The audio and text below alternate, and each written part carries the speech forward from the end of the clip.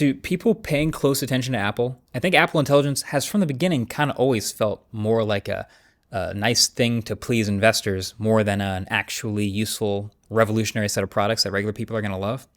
But now that it's so delayed and the disconnect is so obvious, it's never been more apparent.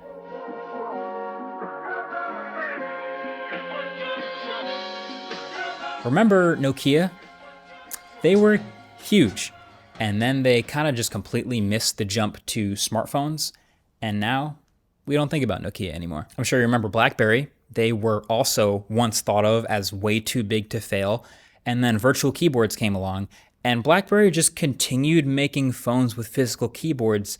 And then everybody just moved along. And now we don't talk about BlackBerry anymore. There's countless examples of huge tech companies. We thought they were way too big to fail, but then they failed to adapt in some way to the changing tides of technology. Something happens, and then they're just gone, and we don't know what happened to them. And so there's no way to tell the future on this one. Maybe everything's fine. Maybe Apple ships the new Siri in 2 months, and it does everything they said, and it's great, and we just forget any delay ever even happened. But there's 3 things that have been on my mind that kind of make that feel unlikely.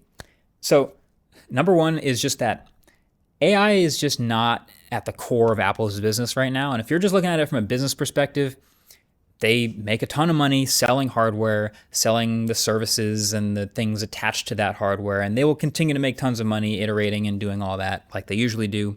Financially, they'll probably be fine. Like, it's kind of hard to draw a straight line from Apple Intelligence is successful to Apple making way more money, especially when they're such a privacy-focused company as well. Like, a lot of these features don't go hand in hand with that. But then 2, their usual advantages don't really work here as much as they usually do. So like the second mover advantage thing that I talked about earlier, like that's typically a hardware technologies thing. And so AI being software, with software, Apple's usually able to just rely on their massive, enthusiastic army of developers to support things and give it a kickstart and get it off the ground to get people using it.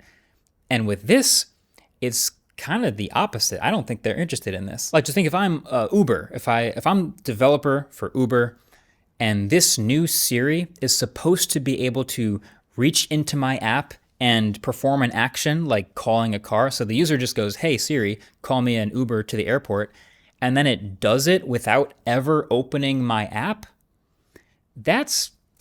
I don't actually like that very much. That gives me less control. I don't get to do as much with that experience, even though it would be really cool for the end user.